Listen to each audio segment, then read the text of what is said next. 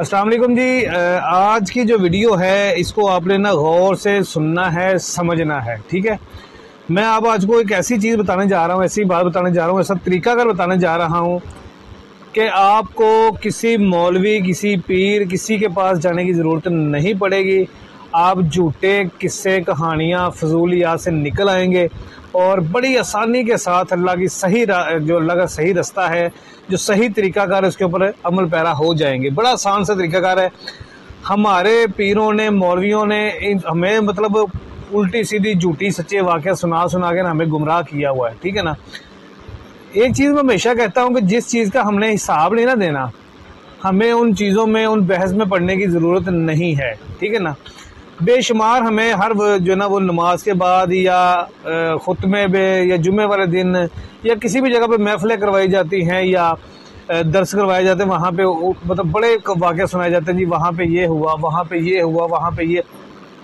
ان کہانیوں کا، ان قصوں کا، ان روایات کا ہمارے اعمال سے یا ہمارے عقیدے سے کیا تعلق ہے؟ کچھ بھی نہیں۔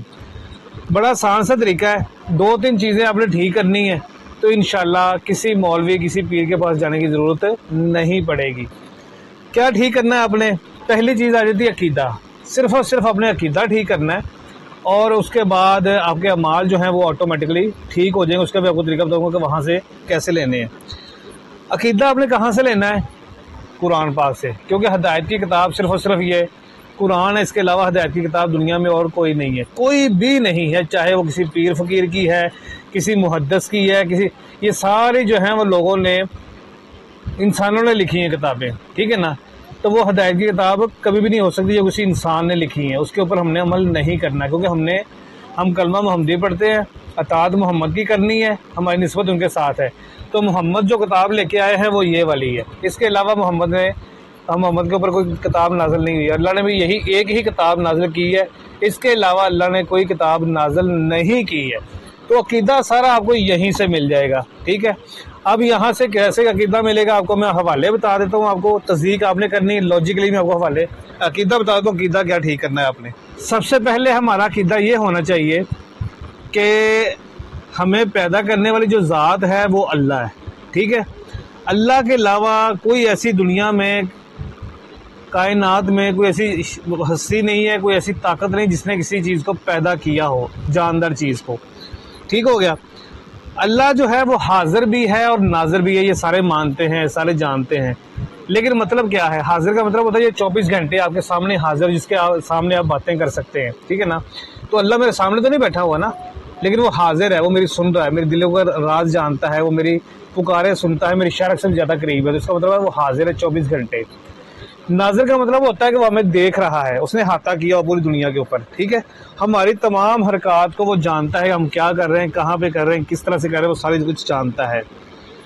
غائب کا جتنا علم ہے وہ سارا اللہ پاک کے پاس ہے۔ اللہ پاک نے اپنا یہ غیب والا جو علم ہے یہ کسی کو نہیں دیا، چاہے وہ کوئی عام انسان ہے، پیر فقیر ہے، اس سے اوپر جتنے بھی ہستیاں چلی جاتی ہیں جن کو مانتے ہیں آپ سبھی لوگ، ٹھیک ہے نا۔ کسی کو بھی اللہ تعالیٰ نے غیب کا علم نہیں دیا، ٹھیک ہے نا۔ وہ صرف اللہ تعالیٰ کی ذات کی خاصیت ہے۔ چوتھی چیز یہ ہے کہ جو کچھ بھی دنیا کے اندر ہو رہا ہے یا جتنے بھی معاملے چل رہے ہیں، اس سب کا اختیار جو ہے وہ اللہ کو ہے، کیونکہ مالک وہ ہے نا، تو اختیارات بھی سارے اسی کے پاس ہیں، طاقتیں ساری اسی کے پاس ہیں، کسی کے پاس کسی قسم کی کوئی طاقت نہیں ہے۔ ایک چیز میں کو یہاں پہ بتا دوں، میرے مائنڈ میں آ گئی ہے۔ اکثر ہم یہ کہتے ہیں جی کہ جو کچھ بھی ہوتا ہے وہ اللہ کی طرف سے ہوتا ہے، ٹھیک ہے نا۔ یہ ہمارا ماننا ہے سبھی کا ہی کہ اللہ کی رضا کے بغیر ایک پتہ بھی نہیں ہل سکتا، فلاں اس طرح کی چیزیں ہم مانتے ہیں۔ جب ہم یہ مانتے ہیں، ٹھیک ہے، تو پھر ہم کیا کرتے ہیں کہ خدا نہ خواستہ ہمارا کوئی کام خراب ہو جائے، جیسے کوئی کاروبار نہیں چل رہا یا کسی بھی قسم کی کوئی پرابلم آ گئی ہے، ٹھیک ہے نا، تو وہ ہم حل کروانے کے لیے کسی پیر فقیر، کسی تویز کرنے والے کے پاس چلے جاتے ہیں، کہ اس طرح کے لوگوں کے پاس چلے جاتے ہیں۔ اب یہاں پہ تھوڑا سا آپ سوچیں کہ اگر آپ کا کام نہیں چل رہا ہے تو میرا یہ ماننا ہے کہ یہ اللہ کی طرف سے ہے، ٹھیک ہے نا۔ تو جس کام کو اللہ پاک بند کر دے، کوئی پیر فقیر، کوئی نبی اٹھ کے اس کو ٹھیک کر سکتا ہے؟ نہیں کر سکتا، کیونکہ ساری طاقت جو ہے، جو جتنی پاور ہے وہ ساری اللہ کے پاس ہے۔ ساری دنیا کے عالم پیر مل بھی جائیں تو پھر بھی اس چیز کو صحیح نہیں کر سکتے جس کو اللہ نے خراب کر دیا ہے۔ تو جس کو اللہ نے ٹھیک کر دیا ہے اس کو ساری دنیا مل کے بھی خراب نہیں کر سکتی، کیونکہ وہ مالک ہے، ٹھیک ہے نا، اسی نے سارا کچھ کرنا ہے۔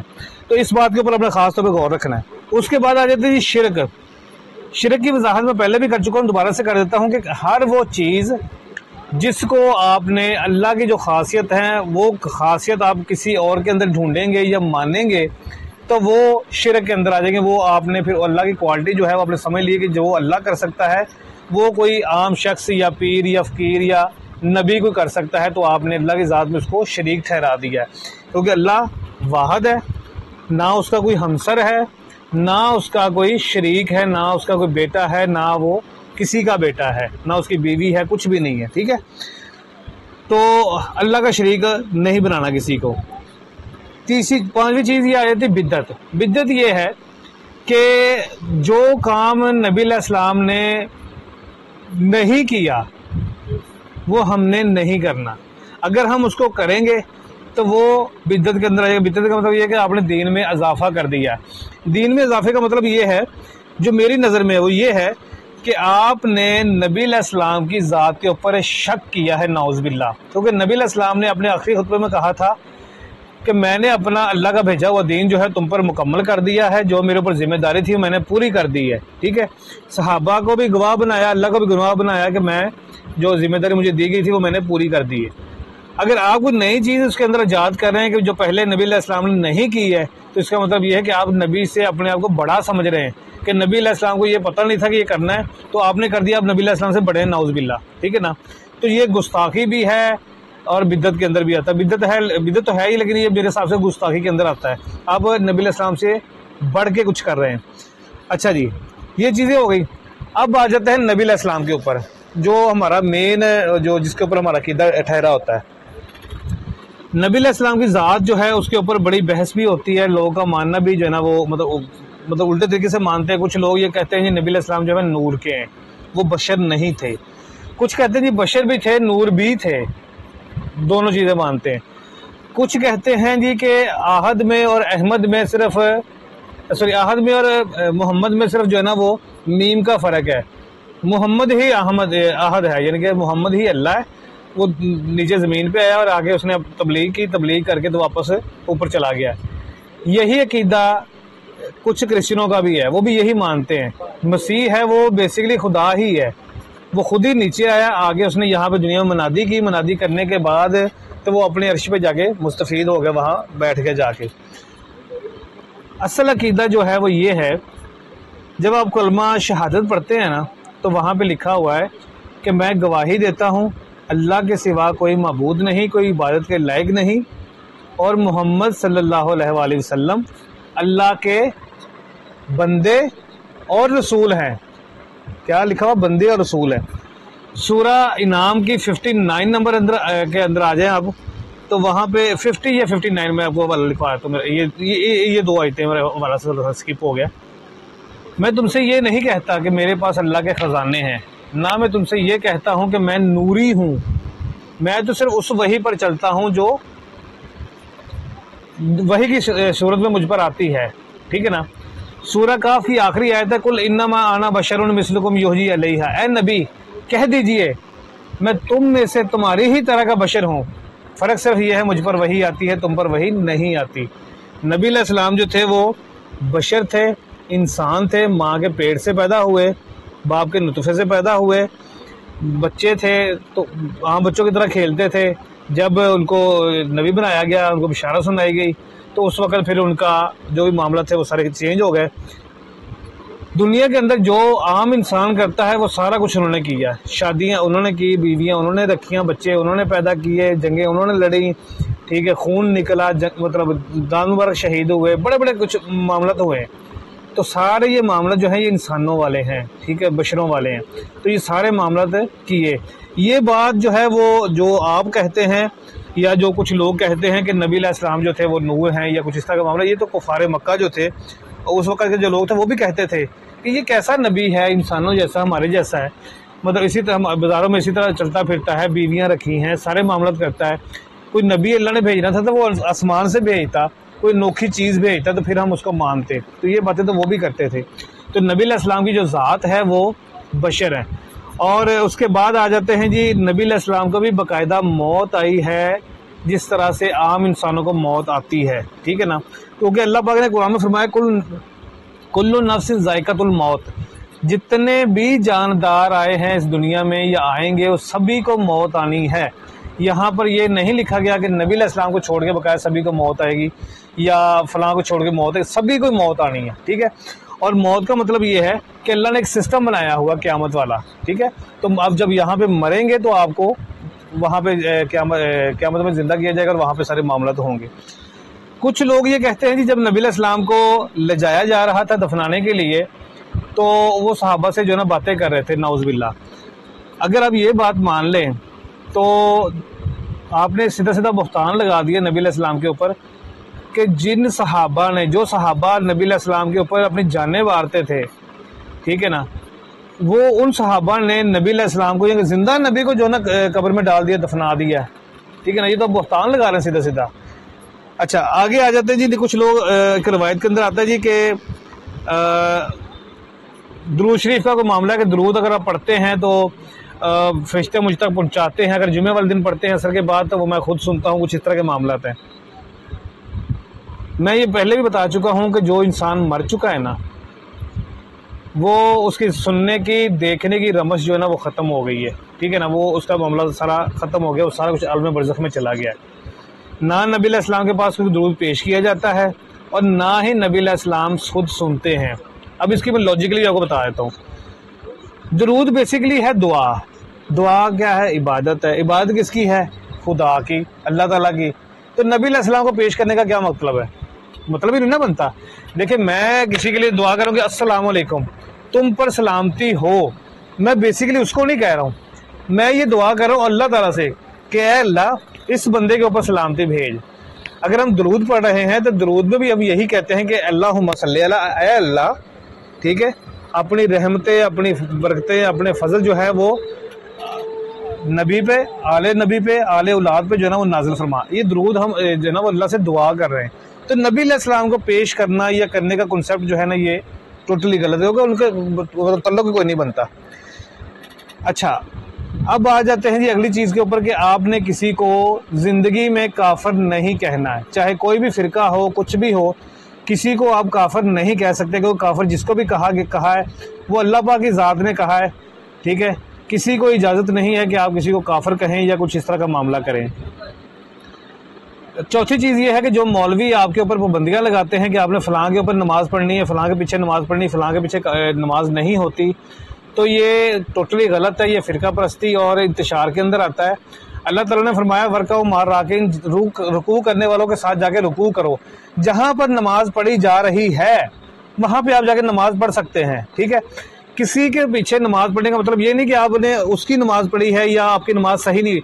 نماز پڑھنی ہے آپ نے آپ نے نماز پڑھنی ہے اللہ کے لیے، سجدہ آپ نے کیا اللہ کو، اس امام کا یا جو میرے آگے بندہ کھڑا اس کا میری نماز کے ساتھ کوئی لینا دینا نہیں ہے، کوئی تعلق واسطہ نہیں، نہ اس نے میری نماز کا حساب دینا ہے، نہ میری نماز کا کوئی اس طرح کا معاملہ کرنا ہے۔ نماز میں نے اپنی پڑھنی ہے، میری نیت یہ ہے کہ میں نماز پڑھ رہا ہوں تو میں اللہ کی خوشنودی کے لیے، اللہ کو خوش کرنے کے لیے اس کو سجدہ کر رہا ہوں کہ وہ اس چیز سے خوش ہوتا ہے کہ میری قوم جو ہے، میری امت جو ہے مجھے سجدہ کرے، ٹھیک ہے نا۔ تو میرا معاملہ اور اللہ کا معاملہ ہے، کسی امام کا اس کے ساتھ کوئی لینا دینا نہیں ہے۔ اچھا اب آ جاتے کچھ لوگ یہ کہتے ہیں جی اب بار بار قرآن کی بات کرتے ہیں، جی قرآن کی بات کرتے ہیں، کسی اور کتاب کو مانتے نہیں ہیں، تو پھر ہمیں جو طریقہ کار ہے وہ کہاں سے ملے گا؟ اطیع اللہ تو آپ نے بتا دیا، اطیع الرسول کہاں سے ملے گا؟ تو بھائی میرے اطیع الرسول کون سی چیز ہے جو اس قرآن کے اندر وضاحت نہیں ہے؟ ہر چیز تشریح کے ساتھ اس قرآن کے اندر موجود ہے، کوئی ایسی بات ہے ہی نہیں جو اس قرآن کے اندر موجود نہ ہو، کیونکہ اللہ پاک نے فرمایا کہ یہی وہ کتاب ہے واحد جو ہدایت کی کتاب ہے، ٹھیک ہے نا۔ تو اس کے علاوہ دنیا کے اندر کوئی ایسی کتاب ہے ہی نہیں جو ہدایت کی ہو، تو میں کتابیں اور کیوں پڑھتا پھروں؟ طریقہ کار کیا ہے؟ طریقہ کار دو تین چیزیں ہیں۔ ایک آ جاتی ہے سب سے پہلے نماز کا روایتی طریقہ جو ہے وہ شروع سے چلتا آ رہا ہے۔ قرآن یہ کہتا ہے کہ ایک گدی جو قائم کر دی گئی ہے تو آپ نے اسی کو فالو کرنا۔ گدی کون سی قائم کر دی گئی ہے؟ خانہ کعبہ، اللہ کا جو گھر ہے، جو وہاں پہ چیز چل رہی ہے اسی کو آپ نے فالو کرنا ہے۔ نماز کا ایک ہی طریقہ ہے جو صدیوں سے چلتا آ رہا ہے اور یہی چلتا رہے گا۔ روزہ وہی طریقہ کار ہے، حج کا سیم وہی طریقہ کار ہے، کچھ فرق نہیں ہے۔ صرف اور صرف فرق ہے آپ کے عقیدے کے اندر. عقیدہ میں نے آپ کو بتا دیا اس قرآن کے مطابق آپ نے بنانا ہے. قرآن کے علاوہ کسی پیر فقیر مولوی کے کہنے پہ کوئی عقیدہ آپ نے نہیں بنانا. کسی مولوی کی بات کو آپ نے آنکھیں بند کر کے تسلیم نہیں کرنا ہے. آپ جمعہ پڑھنے جاتے ہیں, جمعے کے اندر خاص طور پہ آپ کو خطاب یا کچھ اس طرح کے واقعہ سننے کو ملتے ہیں جہاں پہ مولوی ہمیں یہ بتا رہی تھی وہاں پہ یہ ہوا, وہاں پہ یہ ہوا, وہاں پہ یہ ہوا. تھوڑی سی آپ نے ہمت پیدا کرنی ہے, کھڑے ہونا ہے, ہاتھ کھڑا کرنا ہے اور اس مولوی سے پوچھنا ہے کہ مولوی صاحب جان کے مان پاؤں تو کچھ عرض کروں, جو آپ واقعہ مجھے سنا رہے ہیں پہلے مجھے اس کا حوالہ بتائیں, یہ کہاں پہ لکھا ہوا ہے. ایک چیز. دوسرا, کیا اس واقعے کا یا ان باتوں کا میرے عمل سے یا میرے عقیدے کے ساتھ کوئی تعلق ہے؟ تو جب میرا ان سب چیزوں سے تعلق نہیں ہے تو پھر میں یہ کیوں مجھے سنا گیا میرا ٹائم ضائع کر رہا ہے. وہ مجھے وہ بات بتائیں جس سے میرا عقیدہ ٹھیک ہوگا یا میرے اعمال ٹھیک ہوں گے. ٹھیک ہے نا. مولوی صرف آپ کو جھوٹے سیدھے قصے کہانیاں سنا کے پیسے بٹور رہے ہیں اور کچھ بھی نہیں کر رہے ہیں. تو آپ نے یہ ہمت پیدا کرنی ہے اور مولویوں کو پوچھنا ہے کہ بھائی میرے جن چیزوں کا میں نے حساب ہی نہیں دینا قیامت والے دن جا کے, اللہ نے مجھ سے پوچھنا ہی نہیں ہے, تو میں اس چیزوں کے پنگے میں کیوں پڑوں, کیوں میں اپنا ٹائم ضائع کروں. تھوڑی سی عقل استعمال کرنی ہے. جب ہم بازاروں میں جاتے ہیں چیزیں خریدنے جاتے ہیں اس وقت ہماری عقل بڑی کام کرتی ہے کہ یہ آم صحیح نہیں ہے, یہ ٹماٹر صحیح نہیں ہے, یہ مشین صحیح نہیں, یہ گاڑی صحیح نہیں ہے. اس وقت ہماری عقل بڑی کام کرتی ہے. جب دین اسلام کا معاملہ آ جاتا ہے پھر ہم آنکھیں بند کر کے جو مولوی صاحب کہہ رہے ہیں, جو پیر صاحب کہہ رہے ہیں اس کو مانی جا رہے ہیں, لکیر کے فقیر بنتے جا رہے ہیں. صحیح چیز کیا ہے, غلط کیا ہے, تصدیق کہاں سے ہونی ہے, کچھ پتہ ہی نہیں ہے, نہ ہم کوشش کرتے ہیں. تو آپ سب کی مہربانی ہے, آپ نے تھوڑی سی کوشش کرنی ہے. 2 چیزیں میں نے آپ کو بتا دی ہیں, بڑا آسان ہے. قرآن کے اندر ہر چیز موجود ہے, اس کے علاوہ ہدایت کی کتاب کوئی نہیں ہے. دوبارہ سے بتا رہا ہوں, صرف اور صرف آپ نے عقیدہ ٹھیک کرنا ہے اور اعمال آپ کے وہ آپ کی اپنی مرضی ہے. اگر آپ اپنے مال ٹھیک کریں گے, نمازیں پڑھیں گے, روزے رکھیں گے, اخلاقیات آپ کی صحیح ہوگی, نبی علیہ السلام کی جو تعلیمات ہیں اس کے اوپر عمل کریں گے, ان جیسا رویہ, ان جیسا اخلاق, ان جیسی عاجزی آپ کے اندر ہوگی تو دنیا کے اندر بھی آپ کی وہ کہتے ہیں نا وہ لوگ آپ کو یاد کریں گے, اچھا کہیں گے اور آخرت بھی سنور جائے گی. بقایا اس کے علاوہ 3-4 چیزوں کے علاوہ اور کچھ اسلام کے اندر ہے ہی نہیں جو آپ کو سمجھ نہیں آتا ہے, اور انہی کے چکروں میں نہ پڑھ کے تو آپ کو گھمایا پھرایا جا رہا ہے.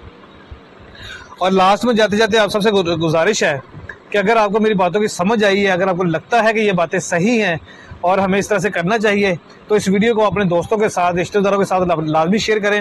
اور کمنٹ سیکشن کے اندر آپ اپنے سوالات بھی بھیج سکتے ہیں, اور اگر آپ کو کچھ لگے کہ میں نے غلط بولا ہے تو اس کا جواب بھی آپ دے سکتے ہیں. اجازت دیجیے, اللہ نگہبان.